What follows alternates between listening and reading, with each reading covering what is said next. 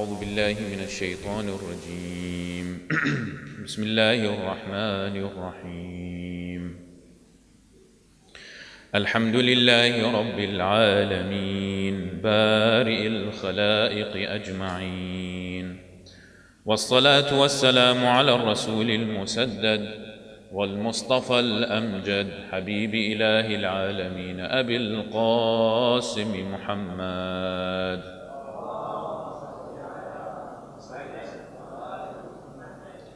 وعلى آله الهداة الطيبين الطاهرين وأصحابه المنتجبين وعلى جميع أنبياء الله الصالحين.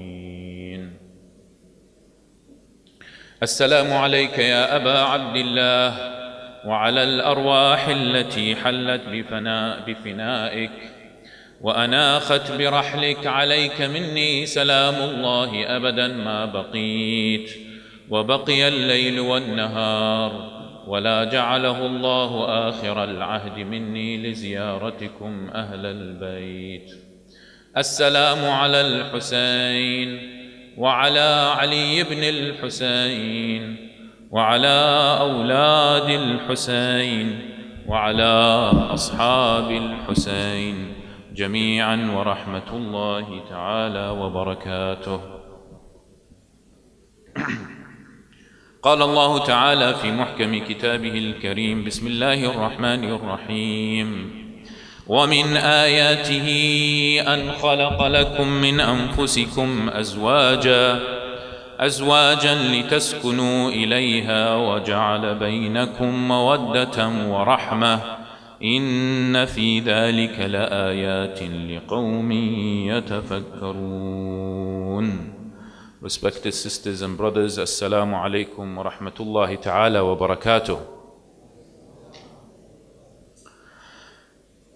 Karam was 110 years old and Khatri Chand was 104. These two individuals were married for 90 years. Their marriage was on December 11th, 1925. And they are thought to be the longest married couple in the world. When Karam, who died in 2016, was asked, "What has kept you married to your wife for so many years?" he said, "I have been told laughing makes you live longer. My wife is still alive, so it must have worked. I love her so much, and I want to spend another 80 years or so by her side." So we'll continue with our Reformation series. The subject that we believe is the core of Imam al-Hussein alayhi salam's mission. And that was reformation of the Ummah. And we stated in the first lecture that reformation can only occur if we change within. If we do not change within, then we cannot reform the Ummah and cannot follow the footsteps of Imam al-Hussein alayhi salam and the Ahl al-Bayt. So today, inshallah, we're going to talk about improving the relationship between couples. Because in Islam, marriage is an important component, isn't it? There's a saying from Prophet Muhammad sallallahu alayhi wa alihi wa sallam: "Sallu ala Muhammad wa ali Muhammad." Salawat is not very good today. We have to reach, your voice has to reach to Karbala. Today is the night of Qasim and it's getting hotter and hotter. So we want a very loud salawat ala Muhammad wa ali Muhammad.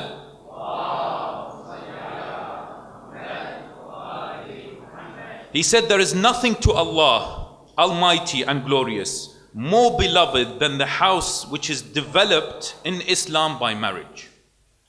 And there is nothing to Allah, Almighty and glorious, more abhorrent than the house which is ruined in Islam by separation, i.e. divorce." So it is an important component in Islam. Let me give you certain statistics. The percentage of married individuals, this is statistics in America, over the age of 18 who respond that their marriages are very happy, so they said they are very happy in their marriage, has gradually declined over the last 4 decades. The most recent studies show that 63% of men and 60% of women classify their marriage as very happy. This is from the State of Our Unions 2011, page 66. Another one is the rate of satisfaction in marriage is higher for husbands and wives when both regularly maintain religious attendance and feel that God is the center of their marriage. Yes? Again, the Center of Our Unions, 2011, page 33 or 31. In February 2012, the website polityfact.com stated that the overall probability, however, of marriages now ending in divorce falls between 40 to 50%. Yeah? So it says that around 40 to 50% of divorces, of marriages are ending in divorce, which are striking statistics. Now, I want you to imagine this scenario. Yes? You're a married individual, you have 2 kids. The first few years of your married life was all lovey-dovey, right? You love your wife and your wife loves you very much. It's all about I love you, love me. But things started to get, shall we say, slightly more awkward. Yes? When more conflicts started to happen, you became busier, you became more strict, more stressed at home. She became more stressed as well. You have a bit of more conflict, more arguments, more disputes. Children, you're having children, and also children make you stressed, etc. So there are more arguments and issues going on at home. And the issue today that we'd like to take this scenario and try to improve that scenario. Yes, today inshallah we're going to go through 7 ways to strengthen the relationship. One by one, inshallah, we're going to go through them in detail so that we can take this scenario and at the end, inshallah, try to improve this relationship between the couple that are having a lot of conflicts, the couple that are having a lot of arguments and issues in the house. And of course, a lot of this is damaging the upbringing of the children as well, isn't it? When the children look at, see the couple, the mom and dad arguing in front of them, then they of course psychologically affect them. And studies show, and tomorrow inshallah we will cover this about parenting in the West, studies show that whatever the parents do and behave in the house, it mostly affects psychologically the children. If the parents are happy and they always are very joyful, then the kids become joyful. Yes? If they're always angry and they always fight, then the kid will later on take it as it's okay to fight with my spouse. Yeah? So psychologists have identified this. Inshallah, we'll talk about this more tomorrow, inshallah. So, the first number 1 thing, right, out of 7, the first point is, I believe we all should do a love check. Yeah? Let's do a love check. Because fundamentally, my sisters and brothers, that I love my wife, which I do daily. I love my wife because I love Allah subhanahu wa ta'ala. Yeah? The loving relationship between the husband and wife has to be based on loving Allah subhanahu wa ta'ala. That is the only way that the love will continue. Because those people, those individuals that love each other only for the first 2 years and then start their love, what I will call later on the love tank starts to decrease, the tank starts to get emptier and emptier, is because they do not love Allah subhanahu wa ta'ala. If they truly love Allah subhanahu wa ta'ala, then they will love each other. So the most important thing that we must remember is that if you want to love your wife, if you want to love your husband, you must make sure that you love Allah subhanahu wa ta'ala, because this is where the connection comes in. It means you love someone purely because your spouse reminds you of Allah. Yeah? Whenever you go at home, it's the time of prayer, your wife will say, it's the time of prayer. Or you will say, remind the wife, it's the time of salah. Right? Reminding her, and you remind him of as-salah, al-dhikrillah subhanahu wa ta'ala. It is beautiful when you say, come and let's sit down and read Quran. Right? This brings you together in the name of Allah subhanahu wa ta'ala. Another point regarding this, do a love check, right?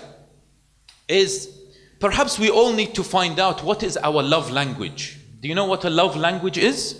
Anyone knows what a love language is? There is this individual called Dr. Gary Chapman. He has a book called The 5 Love Languages, The Secret to Love That Lasts. Anyone read this book? No one. Great. I highly recommend you read this book if you want a successful marriage. So he identifies, and I've done a test on this, and we've sat down, my wife and I, and find out what is our love language. Yeah? He identifies 5 languages, 5 love languages. And you must have at least one of these love languages. Yeah? He says that everybody generally has their own primary love language for receiving love and giving love. And the issue of love tank, he talks about the love tank. The question is, how full is our love tank? Is it spilling? You know, the love tank is just too small. My love is so much. Or is it actually getting quite empty here? Yeah? So what are the 5 love languages? The first one is, would you identify yourself as being loved if your wife, of course we're talking about a relationship here, not just anyone, if your wife or husband was to praise you? He calls it the words of affirmation. So, for example, your wife, if you were in a gathering and you explained a particular issue in front of quite a few people, when you go back home, your wife tells you, MashaAllah, that explanation was great. You got some praise. Maybe you are a person who wants to be praised by your wife. Maybe you are a person who wants to be praised by your husband. That will bring you more together. Yeah? This is your love language, perhaps. That's number 1. Number 2 is acts of service. Is your love language an acts of service? So for example, your wife will say, I've had quite a stressful week. I like to go out with my friends to a restaurant perhaps. Would you mind taking care of the kids? Say, yes, this is an act of service. I will sit down, I will stay at home. I won't go out with my friends or go and do such and such. I will take care of kids. You go out. She will love you even more because you've understood her love language. This is her love language. Her love language is acts of service where you provide her certain services. You with me now? Number 3 is affection. Example, certain individuals in a relationship like some intimacy. Yes? They like to be touched, for example, like to be kissed, etc. And it's okay to talk about these things because it's important, right? So they like some intimacy. Maybe perhaps a wife or a husband's love language is that. You know, they bring them together. They love you more if there is more intimacy. Number 4 is quality time, spending quality time together. I know for a fact, as a husband with 3 kids, that we hardly find time just for ourselves. Yeah? But it's important to find childcare and go out. And I've discovered recently, personal experience, that it does have a very good effect on the relationship. If one was to leave the kids at home or try to get a babysitter, etc., and then you go out, spend quality time with each other, talk to each other, have a good communication, and we'll mention that later. Being together, it's important. So maybe quality time, it's her language or your love language. Or perhaps watching a movie together, or cooking together, or going out together, as we mentioned. Number 5, and finally, is gifts. Is your love language gift? If your wife was to give you a gift, does that sort of hit in the heart? Says, yes, beautiful, I love you so much because you've given me a gift. Or no, certain people will not appreciate a gift, whatever that gift is. You know, they've spent a good money, here is the gift, this is your birthday thing. Yeah, whatever. Oh, thank you very much. But then that doesn't really gives you that love, this closeness that is needed. So the question that inshallah we should all ask ourselves after leaving today inshallah is, what is my love language? Right? And even if you are not married, go and ask yourself that question. So in case inshallah when you do want to get married, you know your love language, and maybe you can ask your spouse to know theirs as well. Maybe you should ask them while you're getting to know each other, what is your love language? A question while you're getting to know each other before the marriage, or before that you accept each other, you say that, what is your love language? And try to find out, read that particular book. It's important also if she comes home from work, let's not stereotype, because a lot of our sisters are working, right? Or you are coming from work, welcome each other. Yes? When she comes home, say, how was your work? How is everything? Have a dialogue, engage, and the same thing with the husband. And one final cliche comment, right? For goodness sake, say I love you, right? Even if you don't really mean it, do say I love you. Because it does hit a chord, doesn't it? Yeah? It does hit a chord. But try to mean it, of course. I do mean try to mean it, but certain individuals, perhaps just before you go to sleep, right? When we say in Arabic, تصبح على خير, so good night, at the end, finish it with I love you. It's just 3 words, but it will have a good effect. Number 2, so this is number 1, we do a love check. Check you love her because you love Allah subhanahu wa ta'ala, and also importantly, do your love language. Number 2, this is very important, my brothers and sisters, is comprehend that you and your spouse complete each other and come together spiritually. Why? Because Allah subhanahu wa ta'ala says in the Holy Quran, chapter 30, verse 21, وَمِنْ آيَاتِهِ, the verse we mentioned at the start, وَمِنْ آيَاتِهِ أَنْ خَلَقَ لَكُمْ what? مِنْ أَنفُسِكُمْ أَزْوَاجًا. And one of his signs is that he created mates for you from yourselves. So therefore, when you actually get married, you spiritually become one being. A lot of people perhaps do not notice this, that spiritually you become one being. That is what Allah subhanahu wa ta'ala is saying, min anfusikum azwaja. So the message is, oh husband, that if you hurt your wife, you are hurting your own spiritual being. Oh wife, if you are hurting your husband, you are hurting your own spiritual being. Yeah? Because you are together. The spiritual backbone is together. And Allah subhanahu wa ta'ala of course says in chapter 2 verse 187, He says, Hunna libasun lakum wa antum libasun lahun. They, your wives, are your garment and you are a garment for them. This garment, clothes, that you are her clothes and she is your clothes. Right? This is a metaphorical way of saying that you must protect her every time. She must protect you every time. If she hears someone saying bad things about you, she must defend you. And vice versa. Always you must protect each other. Why? Because you are sharing one spiritual being. You are one spiritual being. You are sharing your spirituality. If one of you decreases in spirituality, the other person must lift them up. Why? It's because you are one spiritual being. The same thing, at the same time, we have to also acknowledge that yes, we are one spiritual being, that my wife and I. However, we must acknowledge we are still different behaviorally and physically. Yeah? No, there's no doubt about that at all. And studies have shown that, for example, women are more emotional than men in less stressful time, and it's the opposite in big stressful time. So therefore we must accommodate this issue. When there is a conflict, we must accommodate that yes, we are different behaviorally and emotionally, and understand and comprehend this particular issue. Another point regarding point number 2, it's just another side point, I have to mention this. It's mostly for the men out there. is that unfortunately we hear of domestic violence in certain communities.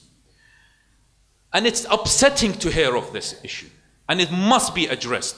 And when we go back to the Quran, by the way, people like to just to choose certain verses and that's it from the Quran. They don't look at the whole other verses of the Quran.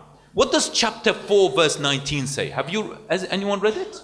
يا أيها الذين آمنوا لا يحل لكم أن ترثوا النساء كرها ولا تعضلوهن لتذهبوا ببعض ما آتيتموهن إلا أن يأتين بفاحشة مبينة وعاشروهن بالمعروف فإن كرهتموهن فعسى أن تكرهوا شيئا ويجعل الله فيه خيرا كثيرا. Oh, you have attained to faith. It is not lawful for you to try to become heirs to your wives against their will. And neither should you keep them under constraint with a view to take them away anything of what you may have given them, unless it be that they have become guilty in an obvious manner or of immoral conduct.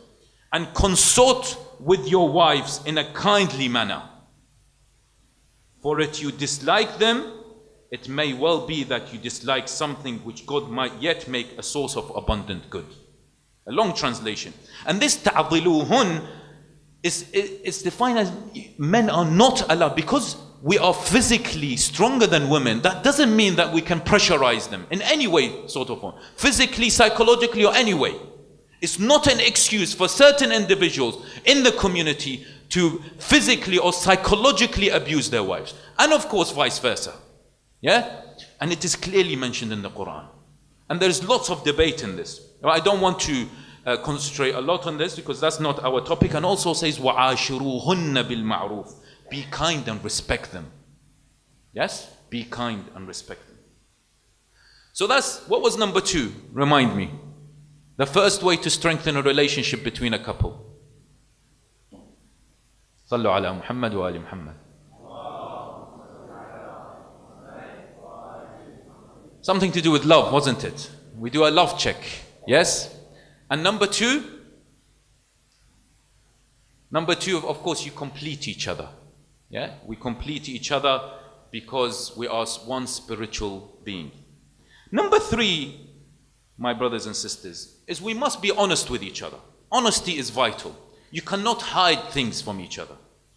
So a practical suggestion is, if you sit down with your wife, or wife sit down with the husband, and make a list of things that you like to see yourself improve, not what you like to see her improve or you like to see him improve. Because we're very, very good at saying, well, I really think you should stop doing this and this and that. We're very good at that.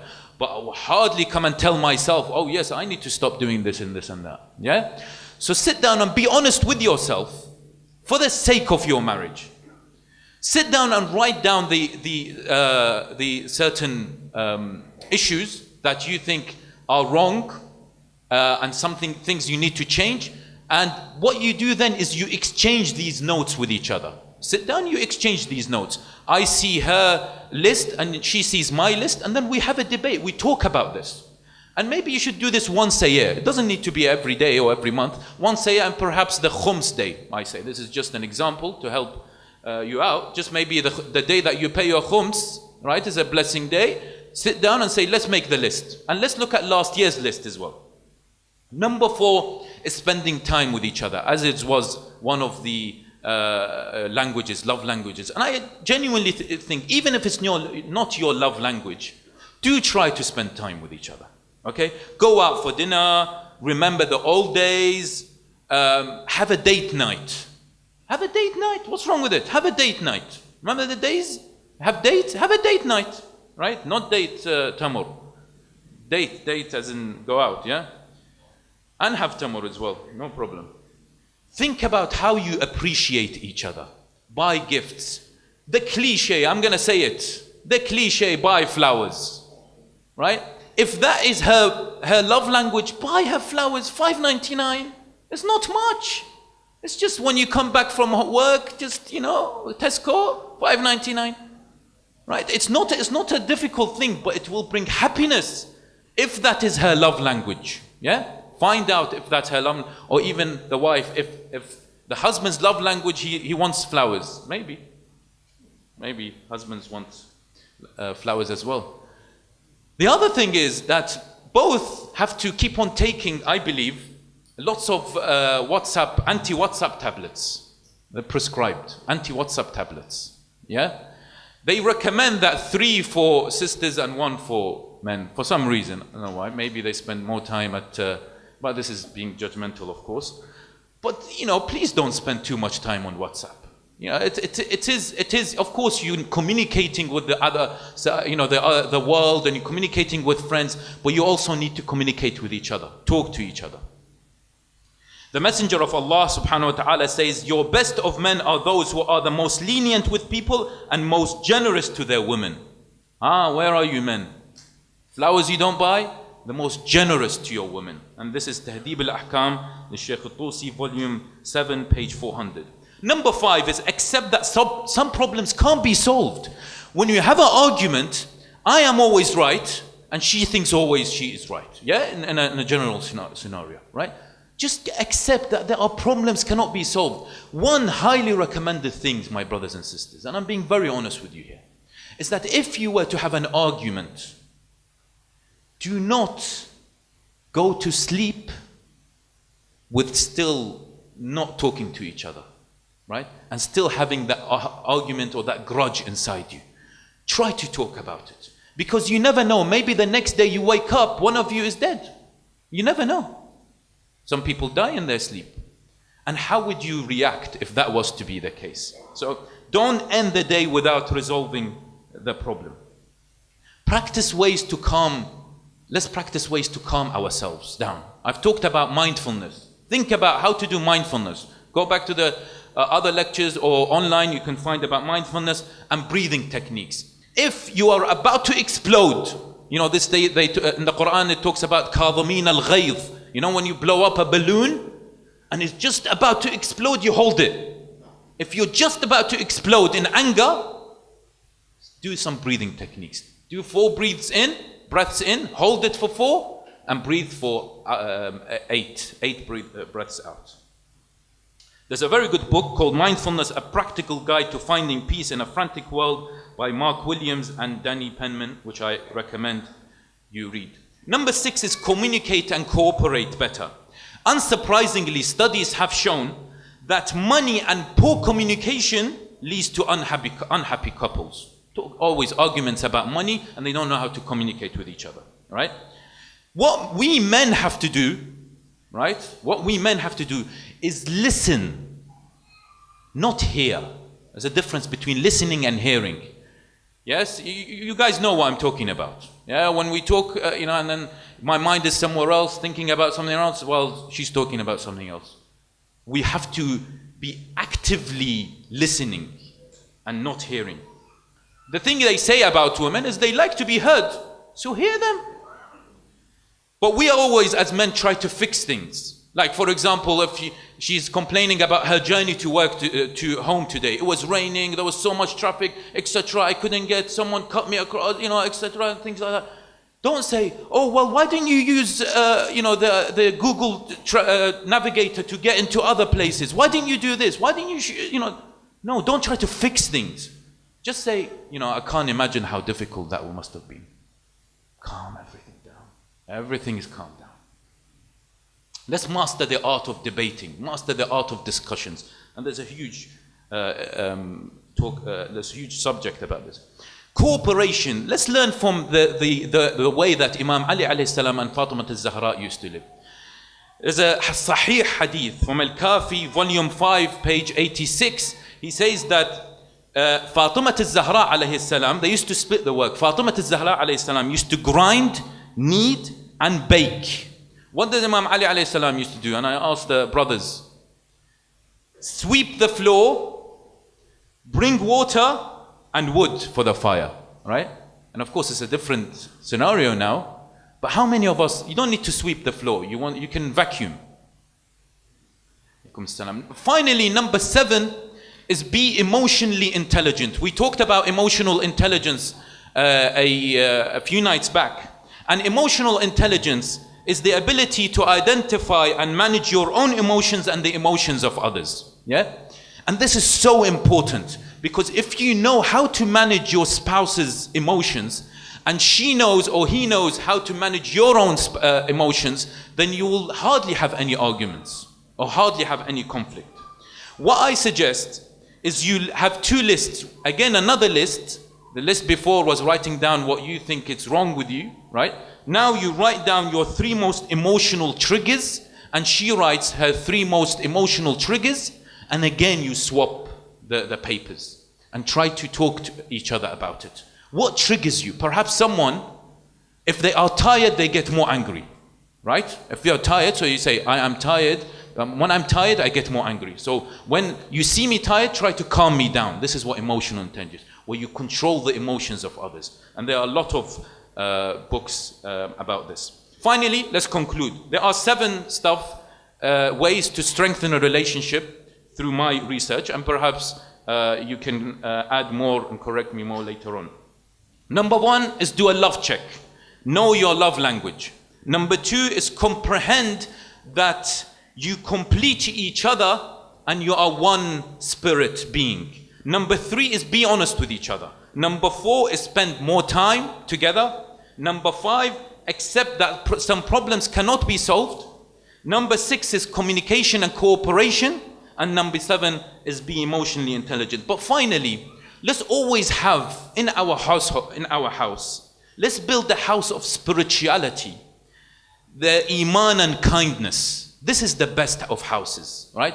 The houses of spirituality, iman and kindness. Just like the house of Imam Ali alayhi salam and Fatima al-Zahra alayhi salam. That is why Rasul sallallahu alayhi wa always loved to go into that house, because it is a place of spirituality, kindness and iman. And finally, today is the night of Qasim, and I like to end with the following words. And my thanks to Sayyid Hussein Saleh for helping in these words. When Qasim called for his uncle Hussein to come to his house, to his rescue, it was all too late. Qasim knew that very well, but he wanted a chance for a last goodbye. But Qasim, the teenage orphan of Imam Hassan, was not just another casualty of Karbala. He had chosen his destiny. The night before Ashura, when Hussein prepared his men and gave them permission to leave if they had any doubts, Qasim was there too. He asked Hussein if he will be amongst those who give their lives tomorrow. What will death feel like to you, Hussein? Asked Qasim. Qasim replied, in your service it is far sweeter than honey. Then martyrdom is your destiny too, Hussein replied, and Qasim was pleased. On Ashura, he fought bravely with total disregard for the enemy's overwhelming numbers. He even stood for a moment to fix his cut shoelaces. That it was when they landed a blow to his head that brought about his death. And he fell. He called for his uncle Hussein to come to his rescue. Hussein, they say, broke through their lines like a falcon and swept them like a ferocious lion. Maybe that way he wanted to tell Qasim that he fought like a lion too, that Hussein was proud that Qasim did very well. But what was Hussein actually saying to him? It pains your uncle to hear your cry for help and not be able to respond, or to respond and not be able to help, or to help but not be of use to you. Be they far from Allah's mercy, those who killed you, my son Qasim. Youth does not blind the heart. In Karbala, Qasim fulfilled his part. Qasim followed Uncle Hussein. Loyal and brave he did remain. A teen and orphan of Hassan, he fought the soldiers like a man. He wore Hassan's armor of war. His defiant words a lion's roar. See that I am Ibn al-Hassan, descendant from Muhammad's clan. You have Hussein surrounded. Your fortune is ill decided. youth does not blind the heart. In Karbala, Qasim fulfilled his part. Qasim savored the taste of death. Sweeter than honey was his last breath. Before he died, he called Hussein. When he arrived, he found him slain. Youth does not blind the heart. In Karbala, Qasim fulfilled his part.